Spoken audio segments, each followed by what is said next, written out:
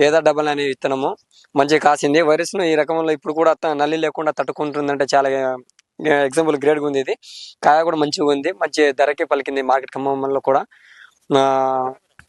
14,850 ఉంటాగా 13,600 రూపాయలకి ఈ ధర పలకడం అయింది.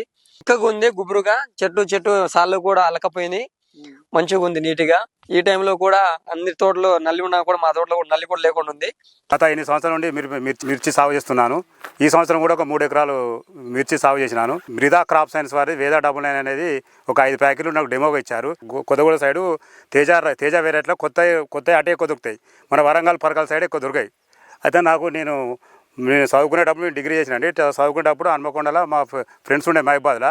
ఆ మహబాద్ ఫ్రెండ్ వాళ్ళు వారు తోటేస్తానవరా అంటే, నేను తోటేస్తున్నాను 3 ఎకరాలు వేస్తానంటే, ఇది మృదా క్రాప్ సైన్స్ వేద 99 పెట్టుకోరా బాగా అంటే, అరే మరి మాకు తట్టుకోదరా, మరి మీది ఖమ్మం సైడ్ కదా, మాది వరంగల్, మరి సాయిలకు డిఫరెన్స్ ఉంటాయి కావచ్చు. అరే ఎట్లా అంటే నీకు కొంచెం డెమో ఇస్తే పెడతారని మా భూమిలోనే నారు పోసి పెంచిన.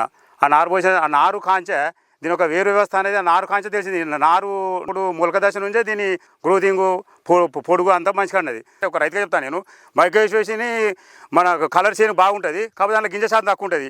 ఇది దాని లెక్కనే పొడుగు ఉన్నది, కాకపోతే దీంట్లో గింజ ఉన్నది. ఇది వేటు మన రైతుకు వేటు కూడా వస్తుంది.